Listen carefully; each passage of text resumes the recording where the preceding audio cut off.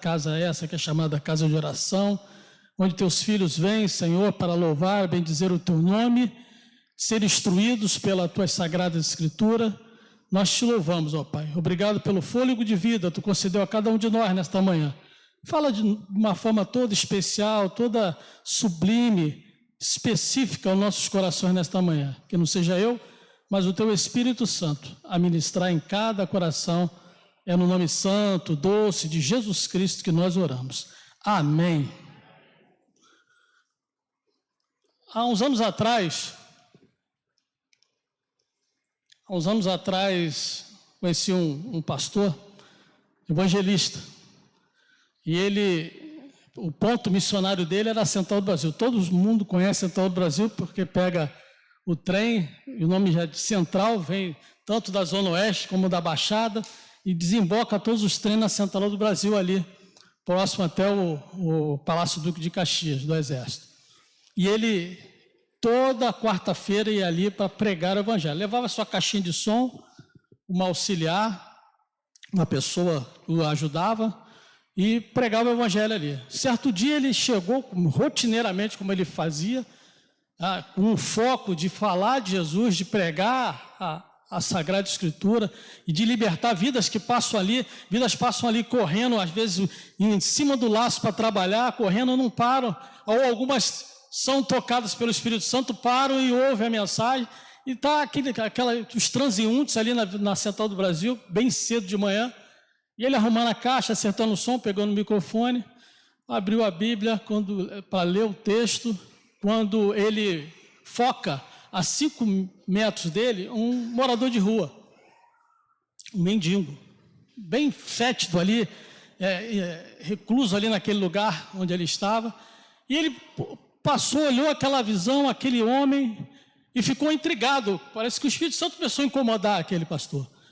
E ele ficou olhando aquele pastor e não conseguia pregar, não conseguia nem ler o texto da Bíblia para falar do amor de Deus, olhando aqui, e ele tentando se desvencilhar, e aquele foco impressionava ele, aquele homem. Ao ponto de ele chegar assim: eu não posso continuar o meu evangelismo se eu não parar e falar pelo menos que Deus ama, Jesus ama aquela vida. Estava incomodando muito ele. E aí ele foi, colocou o microfone em cima da caixa de som, foi até aquele homem, esticou a mão para apertar a mão e dizer assim: Jesus te ama. Só que, para surpresa daquele pastor, o morador de rua levanta, muito sujo, cheio de urina, fezes, ele levanta e abraça aquele pastor de uma forma tão incisiva e começa a chorar.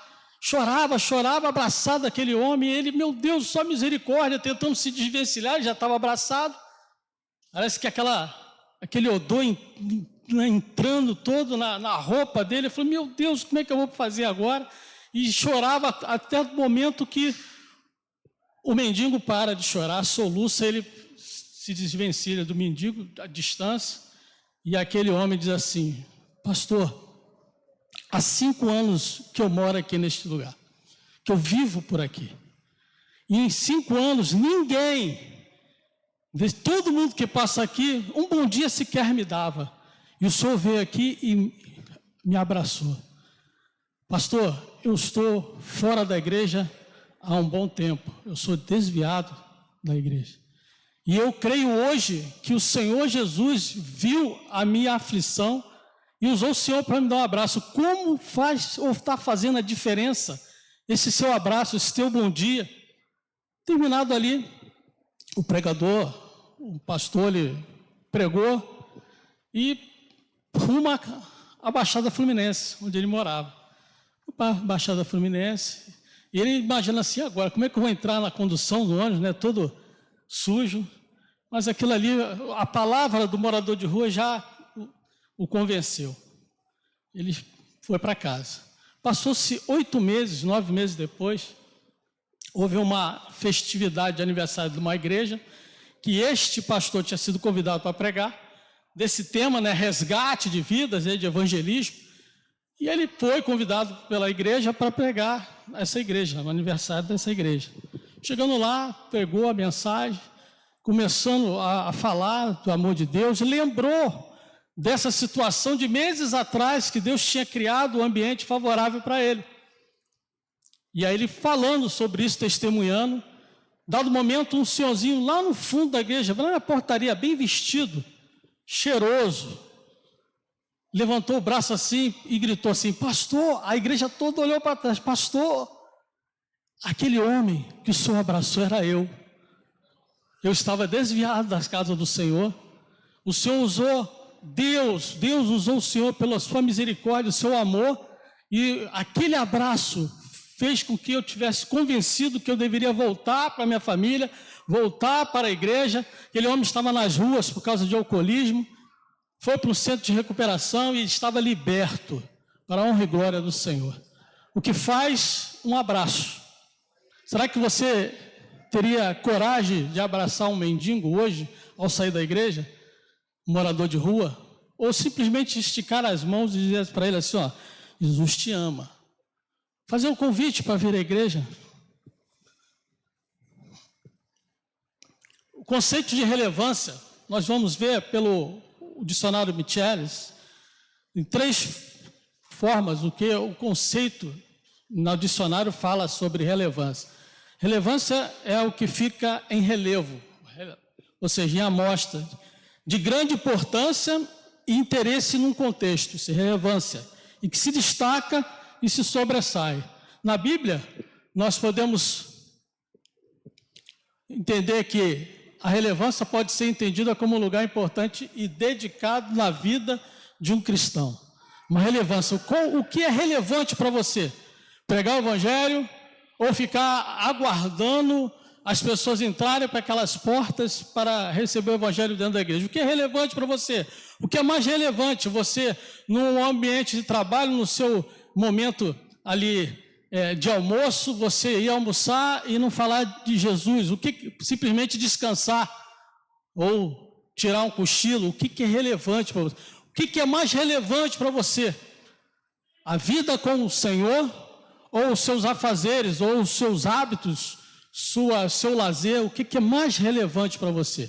E hoje, pela misericórdia de Deus, a gente vai tentar explicar aos irmãos o que a igreja precisa se posicionar como impacto para ser relevante nos dias atuais. E para isso nós vamos destacar aqui alguns elementos que definem uma igreja relevante. Primeiro deles, a aplicação prática do evangelho. Segundo, a resposta às necessidades da comunidade.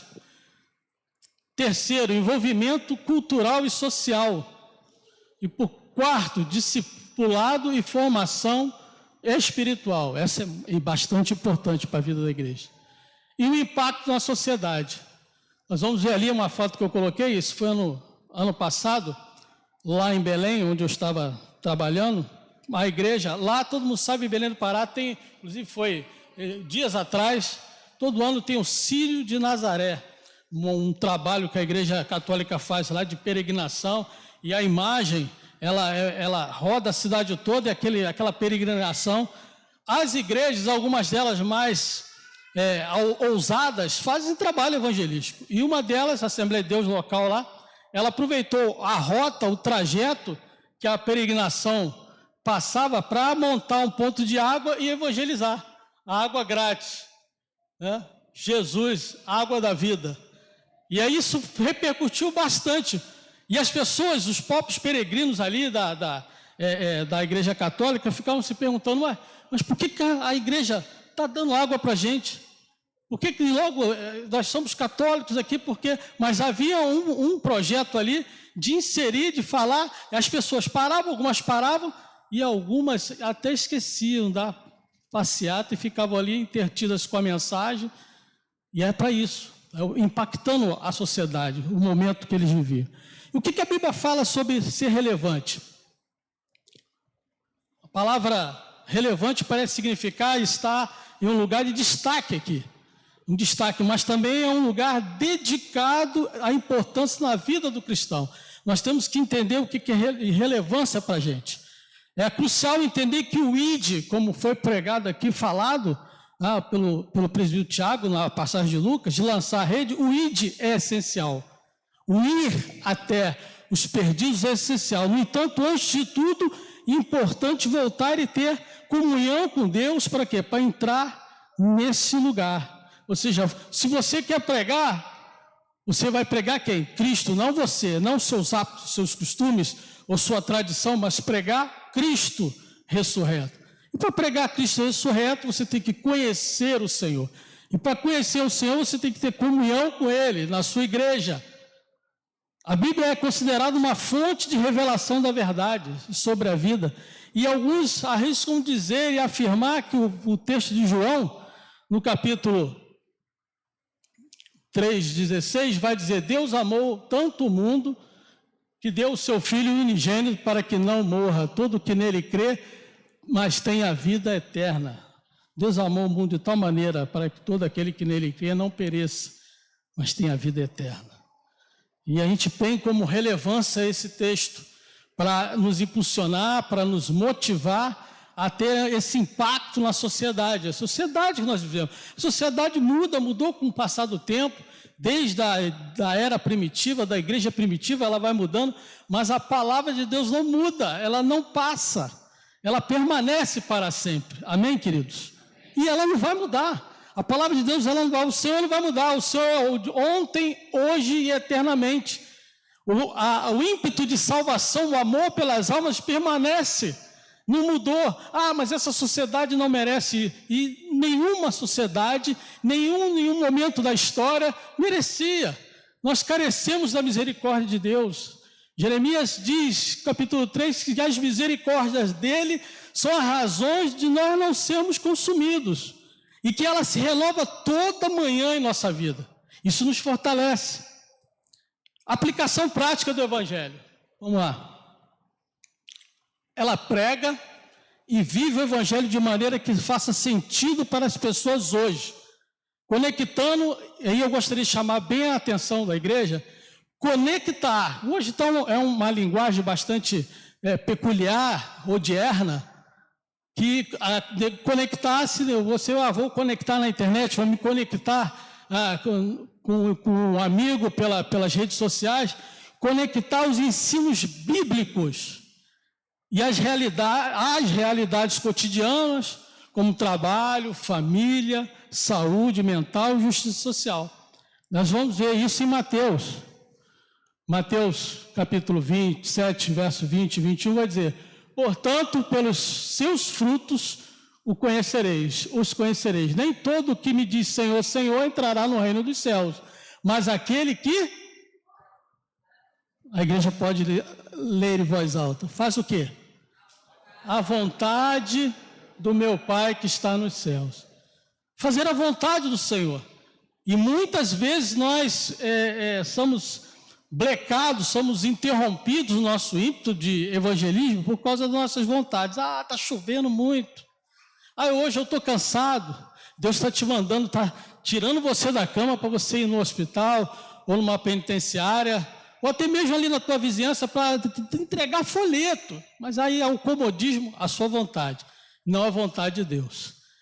E muitas vezes Deus te chama em situações bem confortáveis, tira você do conforto para poder você ser instrumento de Deus para aquela vida que está perecendo. Resposta às necessidades da comunidade. Uma igreja relevante identifica as necessidades reais da comunidade local e oferece respostas práticas, como programa de assistência social, aconselhamento, apoio às famílias, entre outros. Lucas 22, 27, nova versão transformadora, vai dizer isso. Entre vós sou como aquele que serve. Serviço voluntário. O Senhor te chamou, o Senhor te libertou, e o mínimo que você pode fazer, eu e você, é o quê?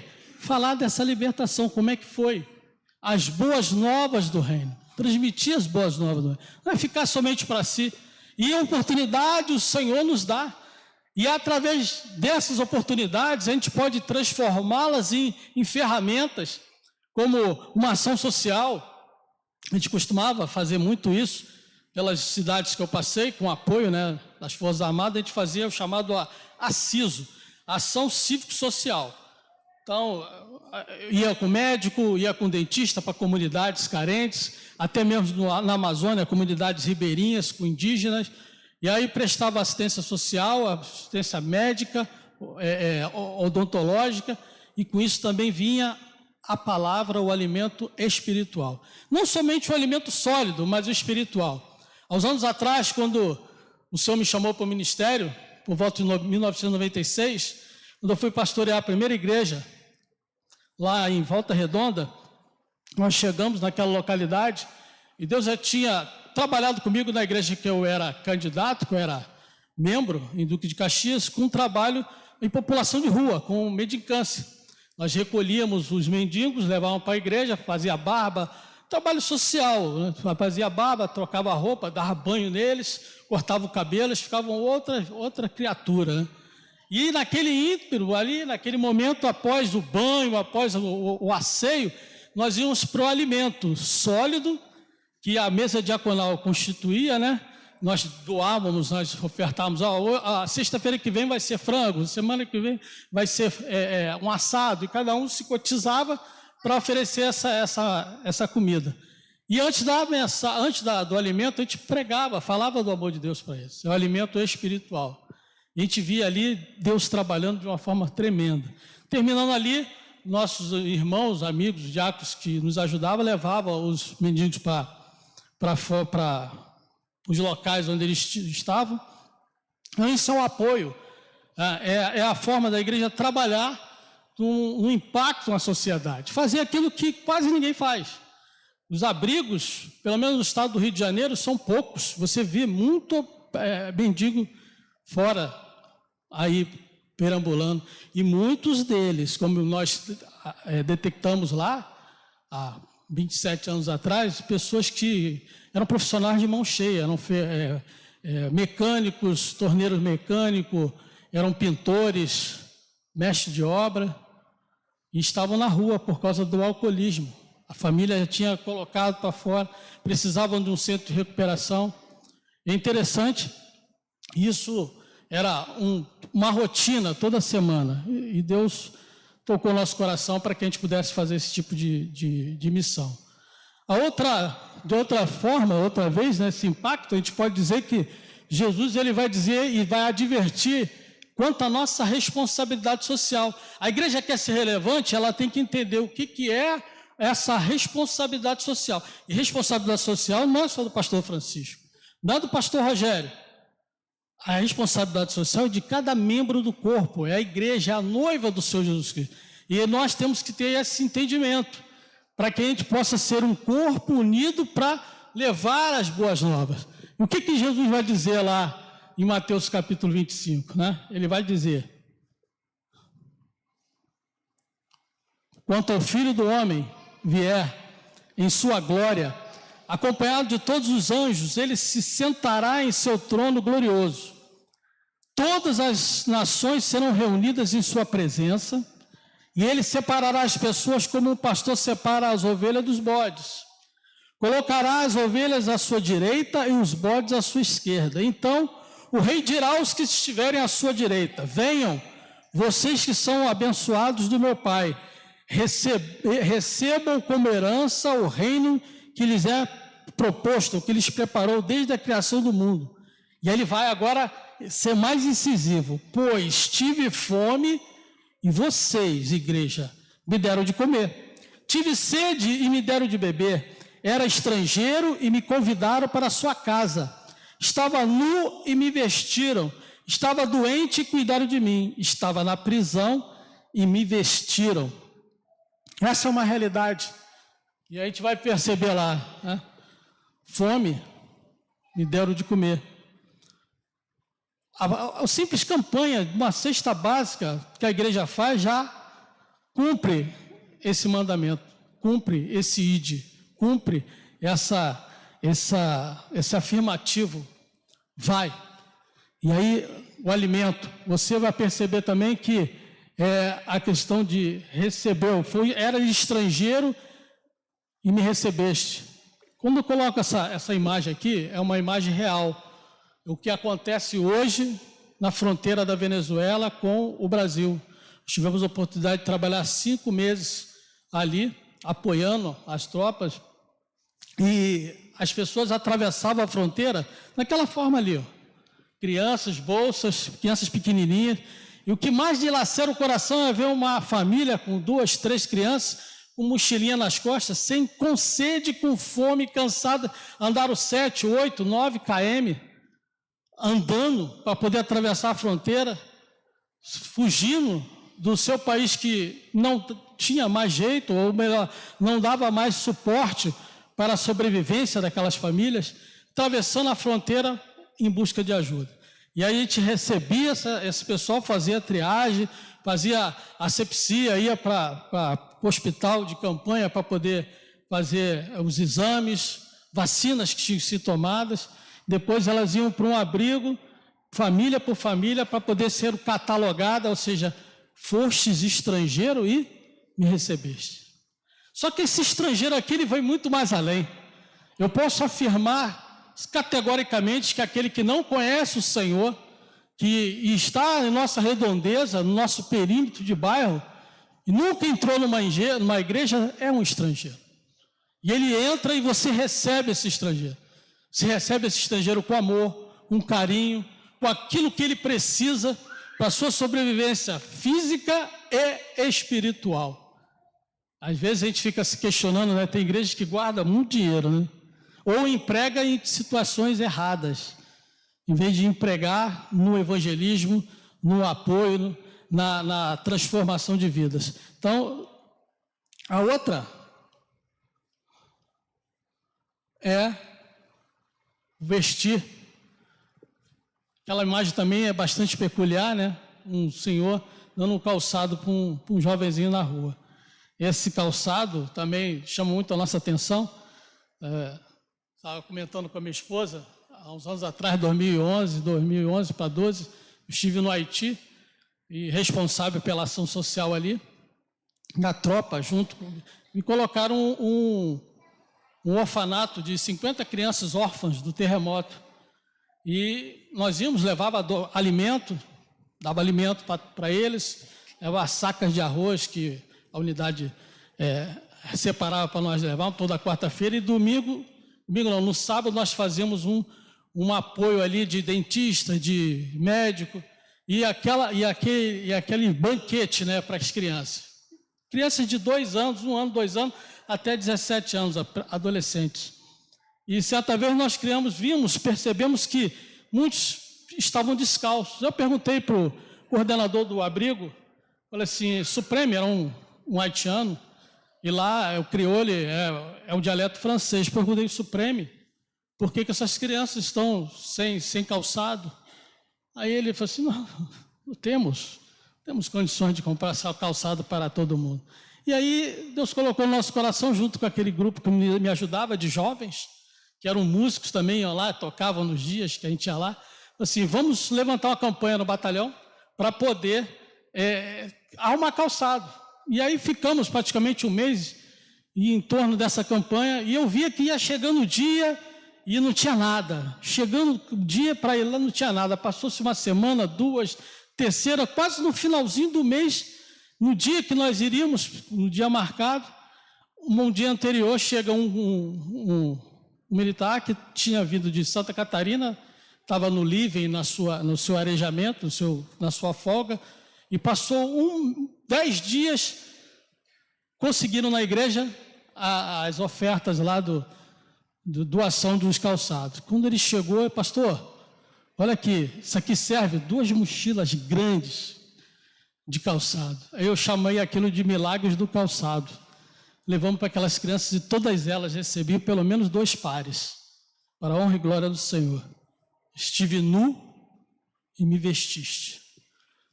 A outra imagem que a gente vê ali, que é a questão do hospital.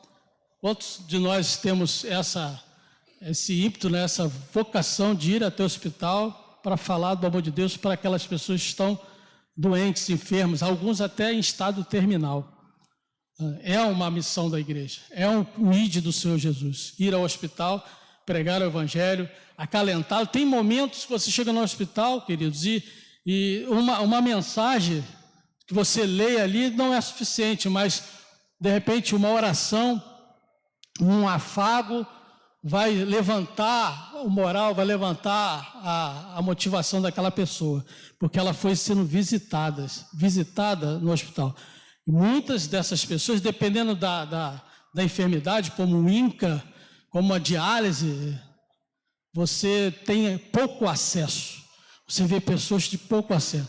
Mesmo porque a situação ali crítica e triste, e nem todo mundo tem esse perfil. Mas o Senhor diz assim, ó, ide, fazeis meus discípulos.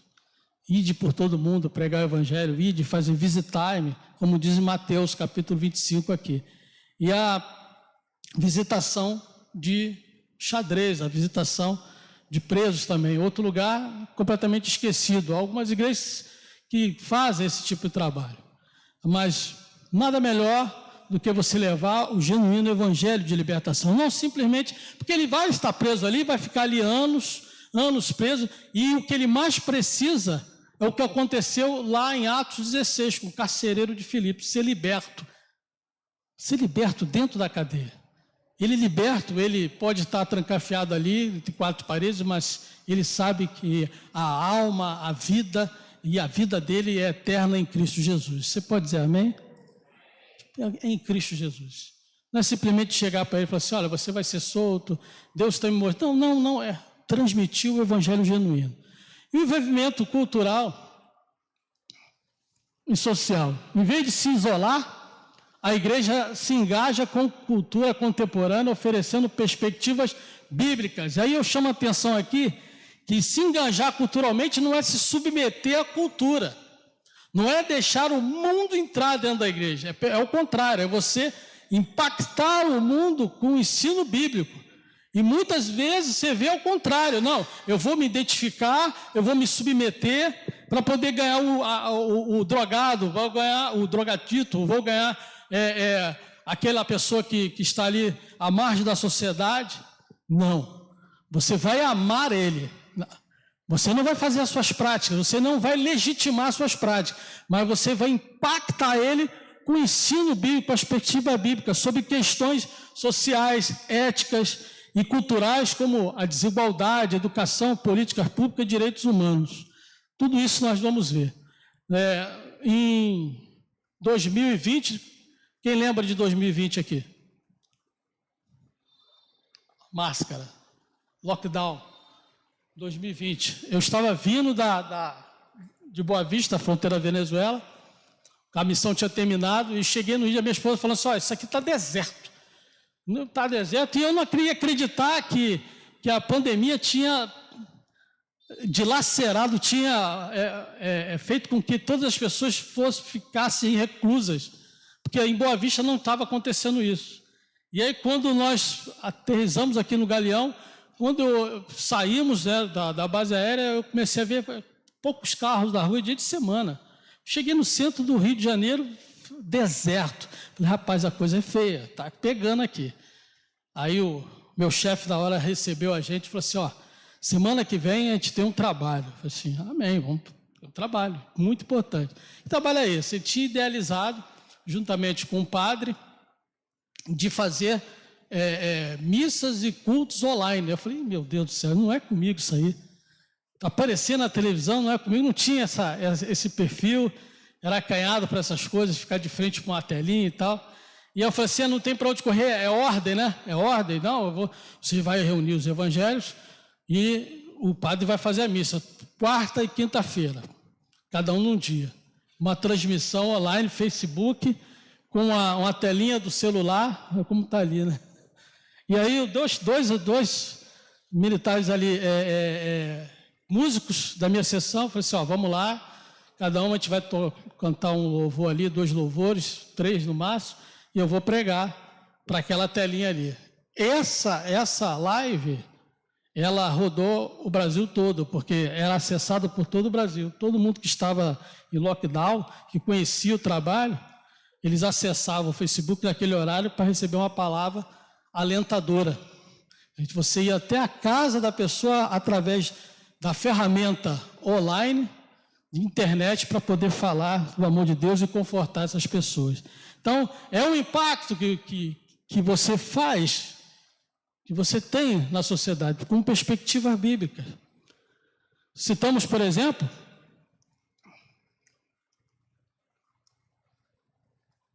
nós vamos citar aqui o impacto, por exemplo, da nossa denominação. A Igreja Presbiteriana, ela em 1870, o casal Chamberlain e sua esposa Mary, diminui, por favor, só diminui. Aí, obrigado.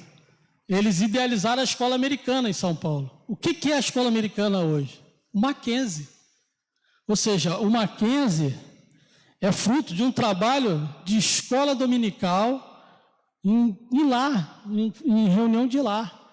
Ou seja, o casal idealizou isso.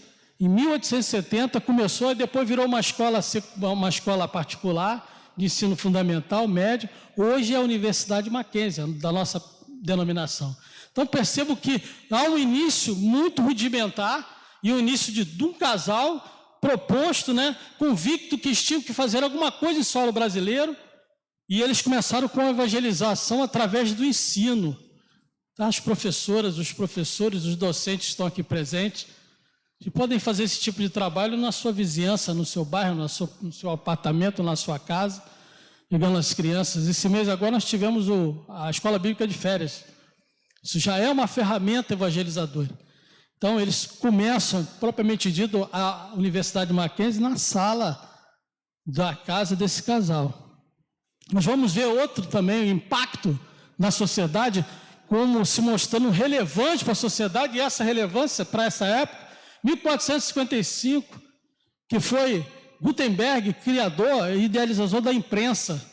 Tudo que você vê hoje de imprensa, de livro, de impressão de livro, esse nasceu nesta época aqui através de um homem que era membro de uma igreja. E ele idealizou, fez a prensa, o tipo, para poder reproduzir. E qual foi o livro que passou pela essa prensa de Gutenberg para ser difundido? O primeiro, a Bíblia de Lutero. A Bíblia, a tradução alemã de Lutero. E aí começou a reforma em todos os cantões da Europa a ser bombardeado, com panfleto, com exemplar do Novo Testamento, do Antigo Testamento, através dessa imprensa. Quando ela começou a ficar... Hoje você tem o offline, hoje você tem uma impressão mais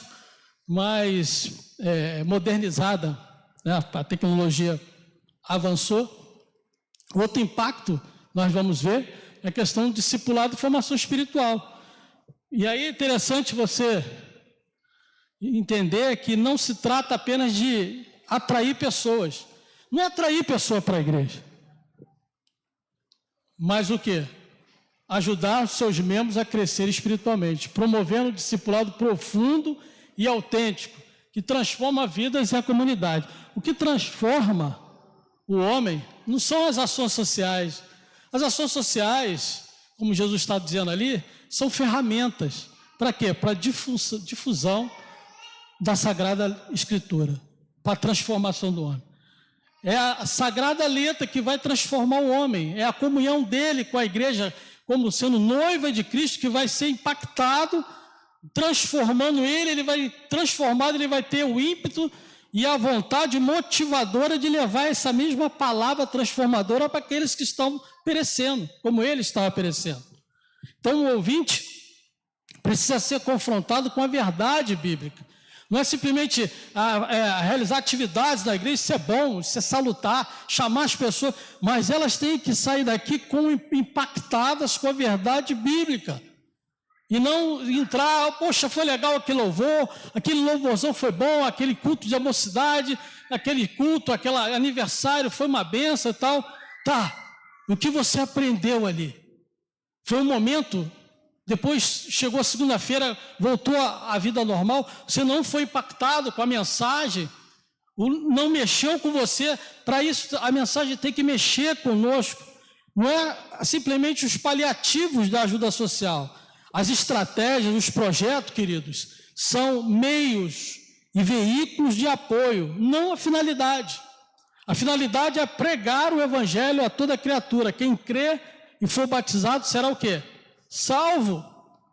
É isso tudo que a igreja tem como responsabilidade social, são ferramentas que ela pode usar, são as estratégias que elas podem usar, mas a finalidade é a pregação genuína da palavra de Deus. Nós temos que impactar nosso bairro, nossa família, nossos amigos com a palavra do Senhor.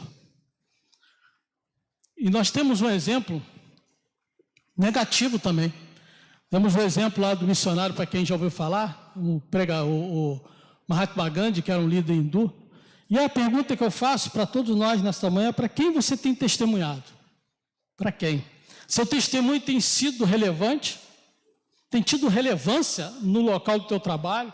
As pessoas olham para você e falam assim: não, aquele ali não é crente de brincadeira, não. Ele é sério.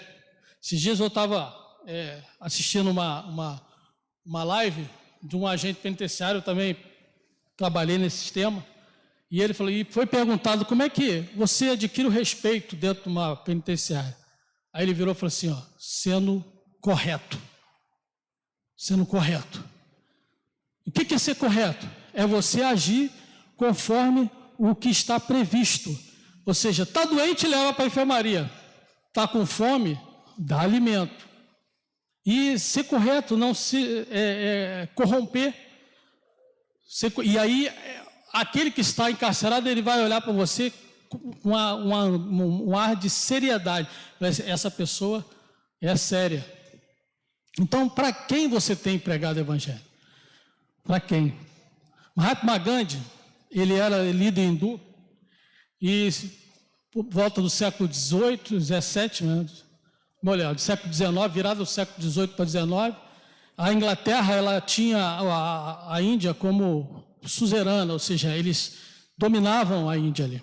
E para lá iam empresários, né, e até missionários ingleses, na época das missões. Um missionário foi evangelizar Gandhi, foi falar de Jesus para Gandhi. E Gandhi ouviu atentamente e disse assim: olha, missionário, eu creio nesse Jesus que você está pregando. Eu respeito esse Jesus que você está me falando. Mas o que eu não consigo entender, missionário, é o Jesus que você vive. O que eu não consigo entender e praticar é esse Jesus que você vive. O meu povo está sendo oprimido pelo teu. Nós estamos submetidos à Inglaterra.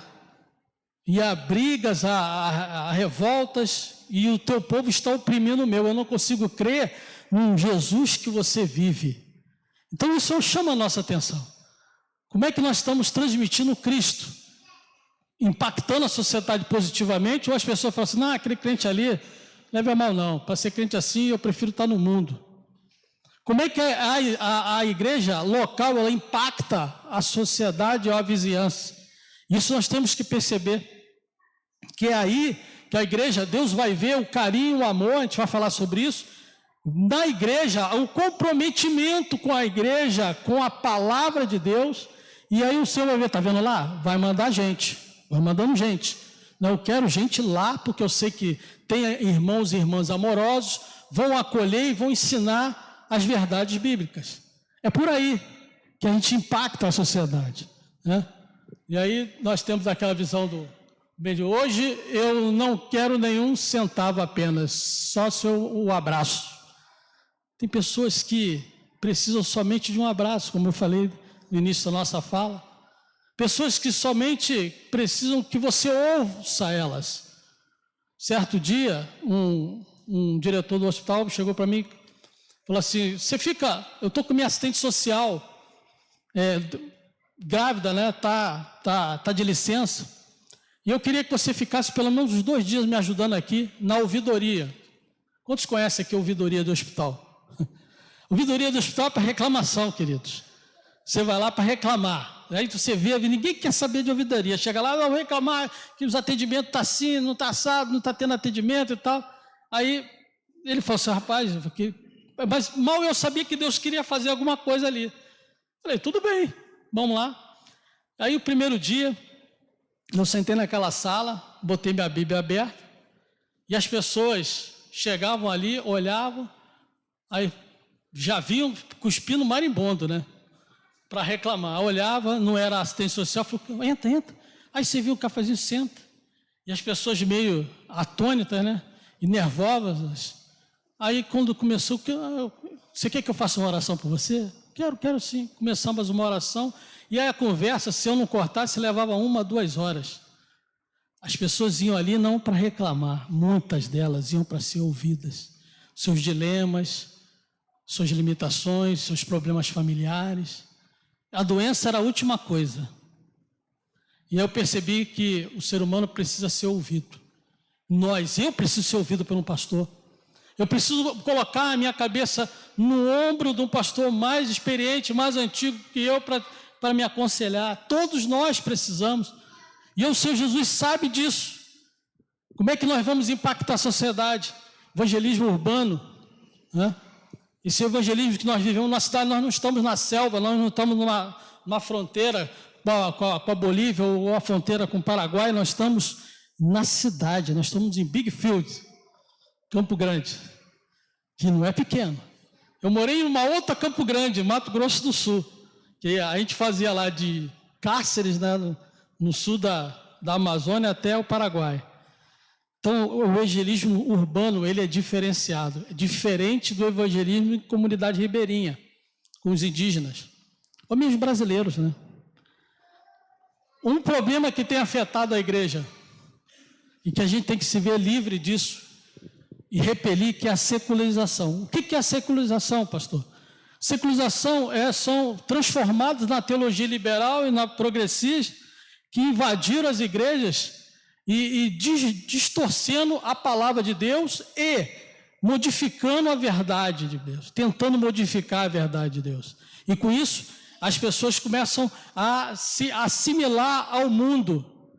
Por que eu estou dizendo isso? Porque o secularismo, o liberalismo dentro da igreja, que não era uma ação de dentro para fora, mas sim, como eu falei, aceitando o modismo dentro da igreja, fez com que igrejas na Europa e nos Estados Unidos secassem, fossem extintas praticamente. Igrejas que viraram bar, boate, igrejas históricas, igrejas que viraram pista de skate.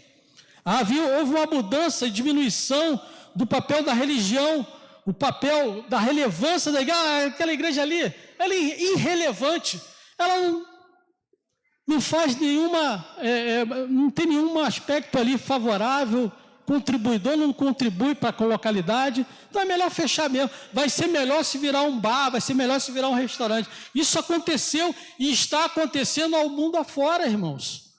Igrejas que resolveram deixar de pregar o evangelho genuíno, que é o único que liberta, para assimilar modismo, assimilar modas, até mesmo de outras igrejas que não alimentavam o homem, não alimentavam a membresia. E aí a igreja ia minguando, a igreja ia ficando fraca, e aí as pessoas saindo da igreja, demandando da igreja, e a igreja, sem o seu papel relevante, passou a ser outra coisa. O espaço foi vendido, e isso é uma preocupação que nós temos que ter como igreja. Impacto na sociedade. Uma igreja relevante também é comprometida com a transformação social. Transformação social, gravem isso.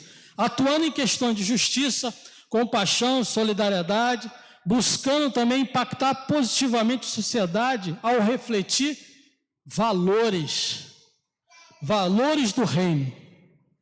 E é interessante, a gente vai usar o exemplo aqui, talvez alguns saibam, a Coca-Cola. Quem não gosta de Coca-Cola, né? Tem gente até que se viciou em Coca-Cola. A Coca-Cola, no seu início, ela tinha uma proposta de bebida alcoólica. Vocês imaginam quem impactou o criador da Coca-Cola para que ela não viesse a ser bebida alcoólica?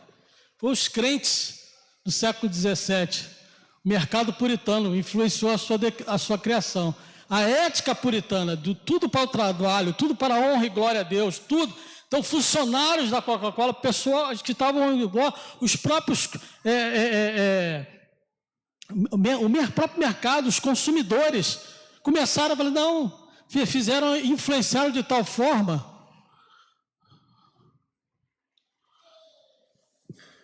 que o farmacêutico Pemberton, criador da Coca-Cola, decidiu produzir uma bebida não alcoólica em 1886 para atender ao mercado puritano dos Estados Unidos. Ou seja, o impacto do testemunho daqueles crentes era tão forte na sociedade que eles não admitiram. Isso influenciou a mudança de pensamento. Falei assim, se eu for produzir uma bebida alcoólica, e estava na época da recessão, época de questão do consumo de álcool, e ele falou assim, poxa, eu vou ser inteligente, eu não vou dar esse mole, eu vou produzir uma bebida que atenda todo o público, os alcoólicos e os não alcoólatras. E aí a Coca-Cola, até hoje, não precisa explicar, né, irmão? Daqui a pouco nós vamos sair para almoçar, eu duvido que alguém não beba Coca-Cola. Lá em casa, a Coca-Cola, meu filho consome, detona a Coca-Cola. Às vezes, cadê? Opa, duas, já está viciado em Coca-Cola. Mas só que a Coca-Cola sem açúcar. Aí eu falei assim, cadê a minha esposa? A gente vai procurar para almoçar. Ué, cadê a Coca que estava aqui? E aí ele fica aquela cara assim, não, já acabou. O impacto. Agora perceba o impacto na sociedade, que foi os crentes americanos daquela época. E é assim que a igreja tem que se comportar. Ela não pode se submeter ao mundo, com as práticas do mundo, as ideias do mundo. Não, isso é bom, isso vai ser uma estratégia evangelística. Tá. O ensino da palavra vai impactar? Você vai ensinar as sagradas letras, a sagrada escritura? Porque não adianta nada você trazer, a igreja aqui, com todo respeito, né? Vamos criar um ambiente assim de boate, para ser um sábado do louvorzão, com estuboscópio e tal, aí entra jovem que não dá mais na igreja. Tá bom. E a mensagem transformadora? As pessoas vão sair dali impactadas com o poder de Deus, um avivamento. Essa é a finalidade da igreja, impactar a sociedade e mudar as concepções. Mudar, não. Você que tem que submeter a escritura, não é a igreja submeter a tua moda ou a tua tradição, da onde você veio, igreja tal. Não, você tem que submeter a sagrada escritura. Outro impacto que a gente vai ver na sociedade foi o telégrafo. O que é o telégrafo? Ou seja, o protestante conhecimento foi o Samuel Morse, em 1791 e 1872, inventou o telégrafo. Alguém já viu um telégrafo aqui? Ou só em filme? O telégrafo é uma maquininha pequenininha, que até hoje usa, viu? Eu consegui usar o telégrafo na fronteira da Colômbia, me comunicando com um irmão, um pastor amigo meu aqui em Campo Grande. Um telégrafo. Ele era de comunicações, ele sabia operar, e eu cheguei para o operador e falei assim, escrevi a mensagem, manda essa mensagem aqui, e via zap, via celular, manda essa mensagem aqui em código Morse, pelo telégrafo. Eu escrevi a mensagem, ele traduziu em código, mandou pelo celular, o colega atendeu e reconheceu, sabia o que estava falando. Você tem uma ideia. Tá? Então, esse homem, né, o Samuel, era um cristão fervoroso. Então, Deus deu sabedoria a ele, capacidade de inventar uma máquina que comunicasse todo mundo, então, da sua época. É o celular daquela época, seria a telegrafia, né? Então ele reservava, ele investia em obra missionária, suas finanças, manutenção das escolas para pastores, seminários. Aí a gente vê uma telegrafista, né? Isso nas duas grandes guerras foi muito utilizado. Até hoje, quando você quer burlar, você quer passar pela questão da identificação, da criptografia, né? Você conhece isso bem, né, Daniel? Você usa o código Morse, o alfabeto universal, que aí só vai conhecer aquele que entende. Outro exemplo marcante de impacto, por que não dizer Martim Lutero? Martim Lutero foi impactado com o quê? Com a sua cultura? Não. Com a sua religiosidade? Não. Martim Lutero foi impactado com o livro, com a Epístola de Romanos. Ele foi impactado na sua leitura, Romanos 1,17, que ele diz, o que o texto vai dizer? Porque o Evangelho é revelado a justiça de Deus, uma justiça que do princípio ao fim é pela fé. Como está escrito, o justo viverá pela fé. Martinho Lutero foi impactado com a verdade bíblica e foi transformado por isso. A Bíblia também, queridos, contém uma grande quantidade de informações precisas e relevantes. A mensagem mais importante da Bíblia, a redenção, é universalmente e perpetuamente aplicável à humanidade. E a gente vai ver em Mateus 24, 35, o que ele vai dizer lá? O céu, quem pode ler?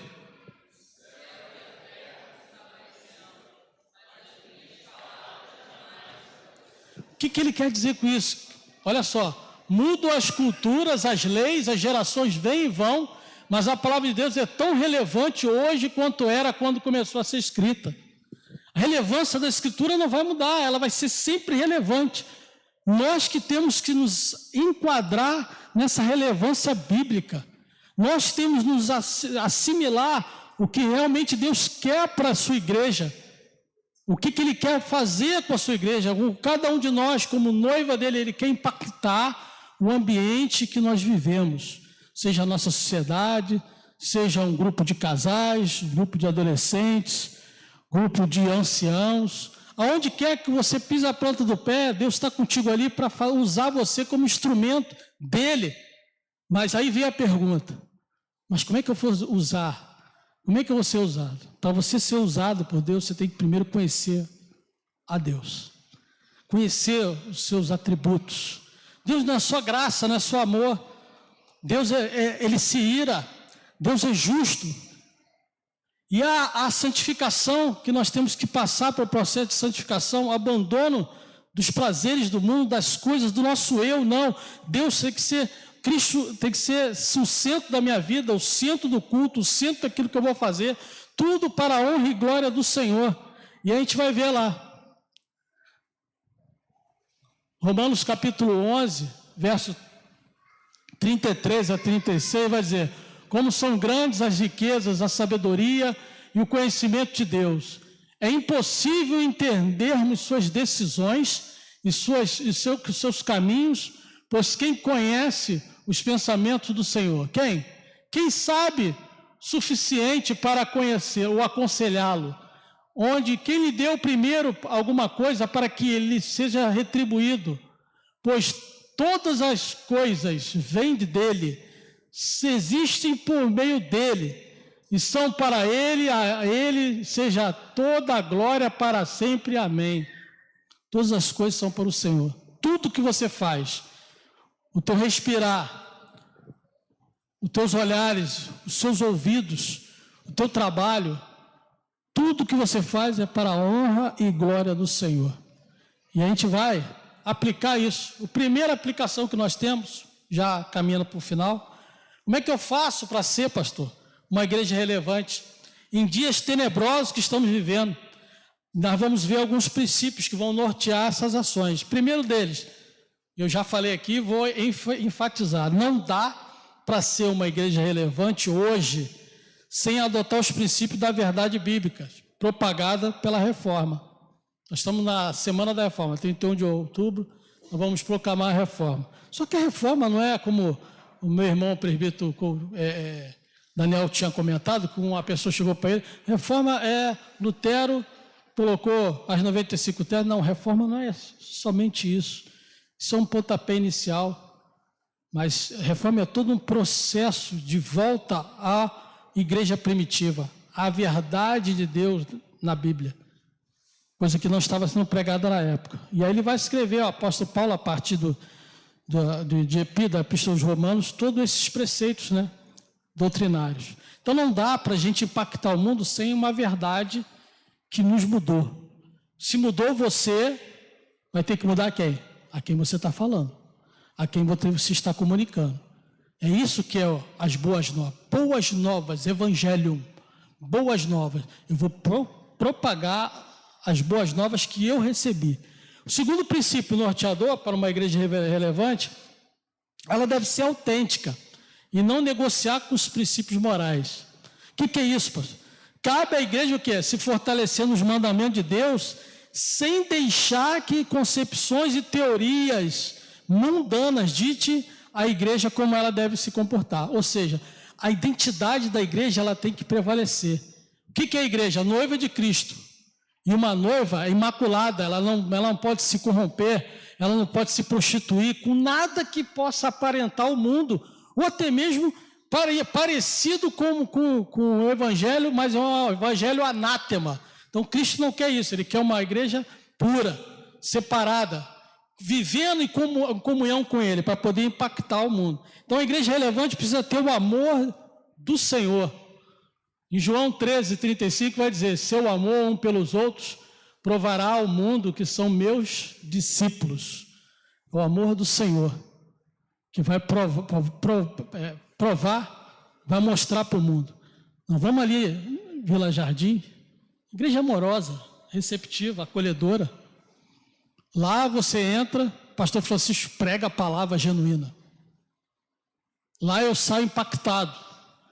Aí diz para o vizinho assim: você quer ir numa igreja hoje? Vamos aqui, eu conheci.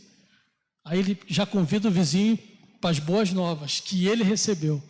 E aí, irmãos, vai acontecendo o ID por todo mundo, começando por Jerusalém, Benfield, até os confins da terra. E aí a gente vai evangelizar até Perujan Cabaleiro, que é a fronteira do Paraguai. Nós temos uma missão lá, nós apoiamos uma missão, a igreja apoia a missão lá. Perujan Cabaleiro.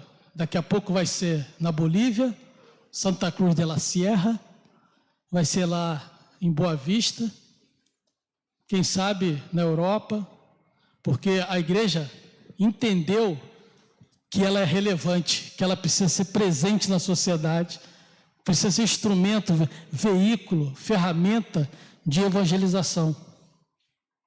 E o terceiro princípio é mostrar a importância da igreja na sociedade.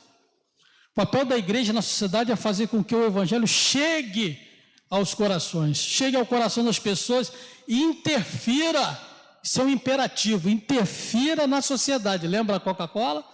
Os puritanos? Interfira. Não, peraí, eu não vou fazer isso aqui porque tem a igreja ali. Eu não vou fazer isso aqui na localidade porque vai impactar a igreja ali negativamente. O cara pensa duas vezes. E é isso que tem que acontecer, não é se submeter. Não é se submeter. Não, eu vou participar da festividade ali porque é o bairro, vou comer, é quentão, eu vou participar daquela festividade. Melhor eu vou trazer para o pátio da igreja. Não é assim que você vai ganhar as almas. Cristo é bem claro com isso. Qual é a missão da igreja? A igreja tem a missão de evangelizar o mundo, de ser testemunha de quem? De Jesus Cristo.